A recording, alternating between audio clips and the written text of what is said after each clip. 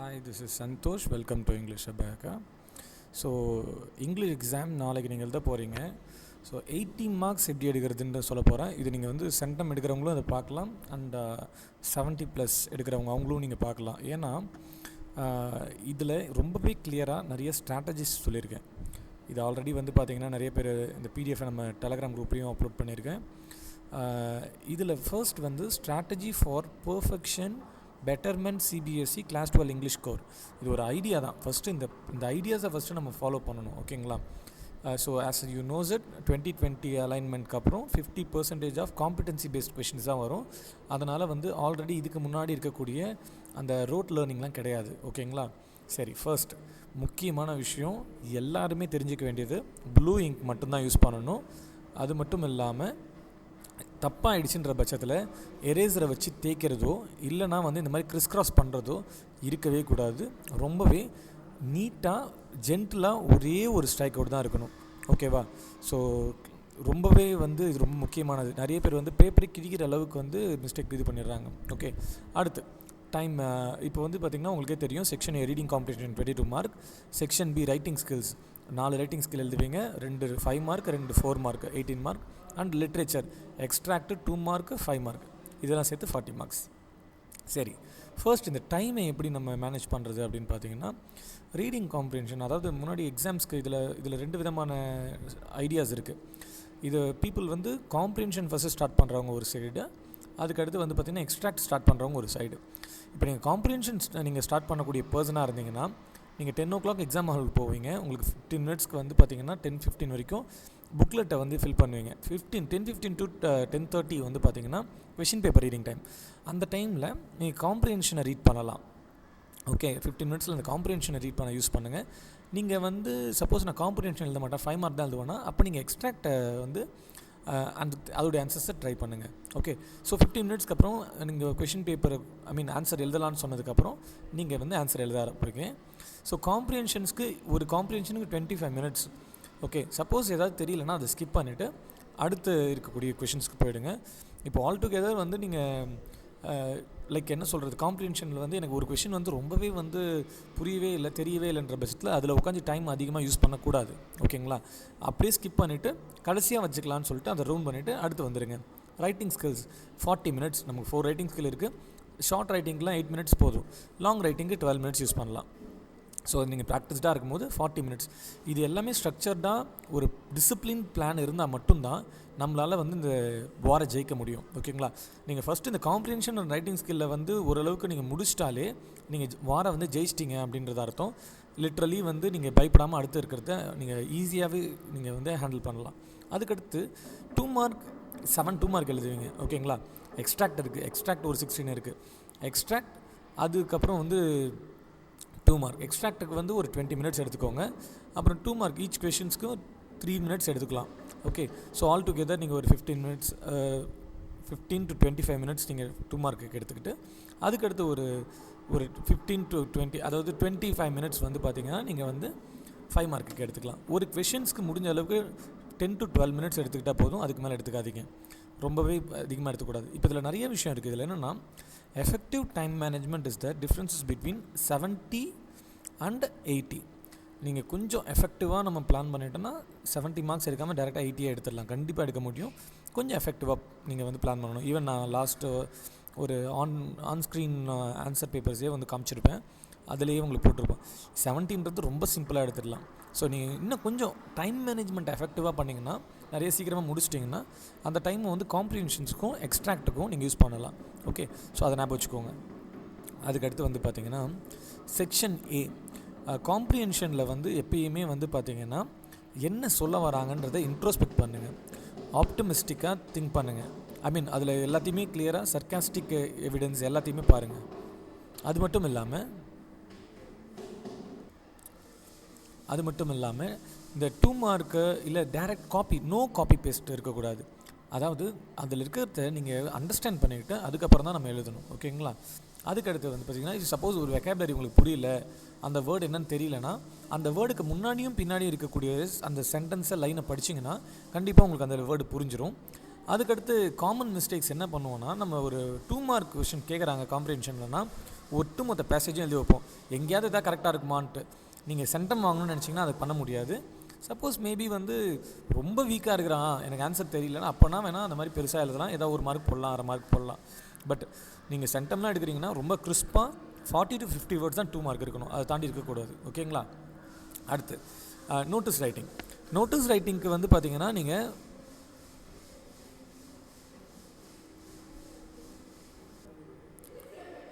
Okay. So notice ரைட்டிங்க்கு சிம்பிளாக சொல்லணும்னா box வந்து மேண்டட்டரியாக போடணும். So passive voice and third பர்சனுடைய கான்செப்ட்லேயே எழுதுங்க. ஓகேங்களா? உங்களுக்கு ஆல்ரெடி தெரிஞ்சிருக்கும். ஓகே, 50 வேர்ட்ஸ் ஆர் 40 வேர்ட்ஸ்ன்றது தான் மேக்ஸிமம் வேர்ட்ஸ். 50 தாண்டக்கூடாது கண்டிப்பாக. ஓகேங்களா? 40, 45, 50 இருக்கலாம், 50 தாண்டக்கூடாது. அதனால் ரொம்ப அதிகமாக எழுதுனா நிறைய மார்க்குன்னு நினைக்காதீங்க, கம்மியாக தான் இருக்கணும். ஓகே.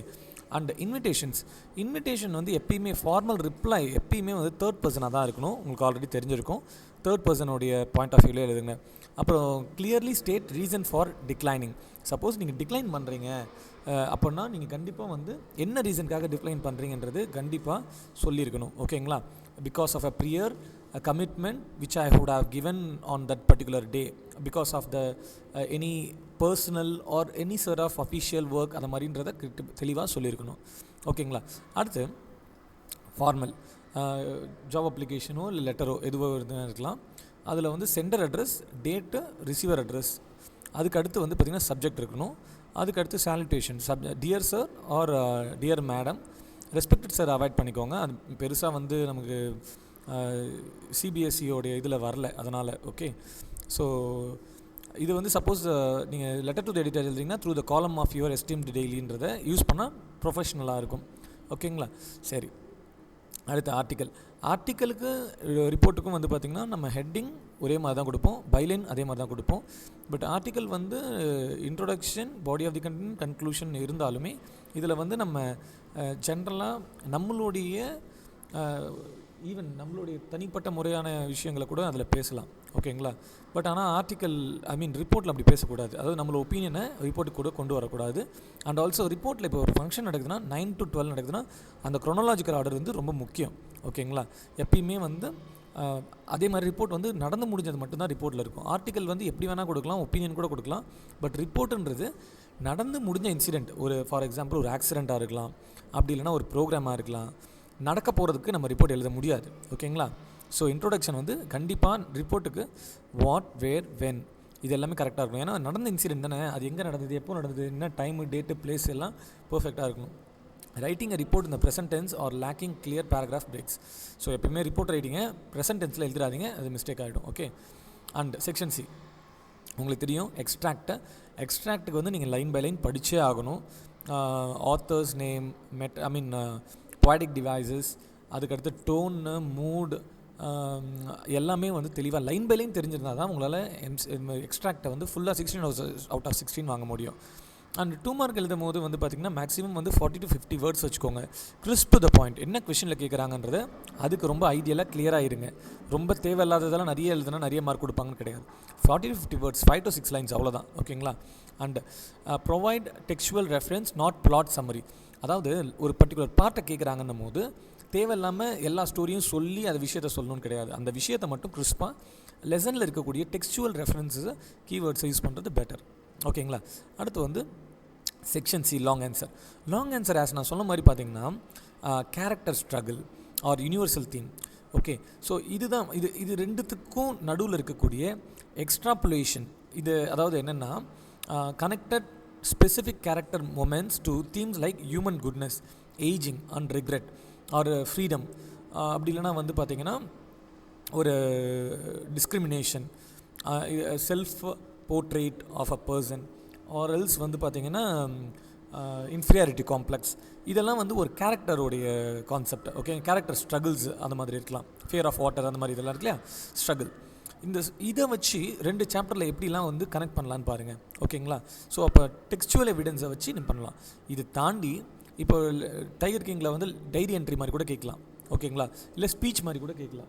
அப்படி இல்லைனா வந்து பார்த்திங்கன்னா கம்பேரிசன்ஸ் கூட கேட்கலாம், எப்படி வேணால் இருக்கலாம். ஓகே. ஸோ சோர்ஸ் மெட்டீரியல் வந்து மேக்ஸிமம் எப்பயுமே வந்து லைன் பை லைன் படிக்கிறது கண்டிப்பாக ரொம்ப ரொம்ப முக்கியம். ஓகேங்களா? அடுத்து வந்து வேர்ட் லிமிட்டை எப்பயுமே வந்து முக்கியமாக ஞாபகம் வச்சுக்கோங்க. அண்ட் நீங்கள் வந்து ப்ரெசன்டேஷனுக்கு எப்பயுமே வந்து முக்கியத்துவம் கொடுத்தே ஆகணும். Lexical sophistication incorporate NCERT vocabulary. டெக்ஸ்ட்டில் கொடுத்துருக்கக்கூடிய அந்த வெக்காபுலரிஸை யூஸ் பண்ணுறது ரொம்ப முக்கியம். அதுக்கடுத்து ஒரு கண்டென்ட்டுக்கும் அடுத்த கண்டென்ட்டுக்கும் ஒரு ஒயிட் ஸ்பேஸ் இருக்கிறது வந்து அந்த என்ஹான்ஸ் ரீடபிலிட்டி, பார்க்க ரொம்ப நல்லாயிருக்கும். அது மிக்சப்பாக இல்லாமல் ரொம்ப அழகாக இருக்கும். அந்த மாதிரி ஸ்பேஸ் விடுறதுலாம் ஒழுங்காக பண்ணுங்கள். அண்டர்லைன் இந்த keyword is very very important. Okay, அதை பண்ணுங்கள். அண்ட் அதுக்கடுத்து வந்து பார்த்திங்கன்னா இதை எல்லாத்தையும் பண்ணிவிட்டு வேர்ட் லிமிட்டை மறந்துடாதீங்க, அது ரொம்ப முக்கியம்.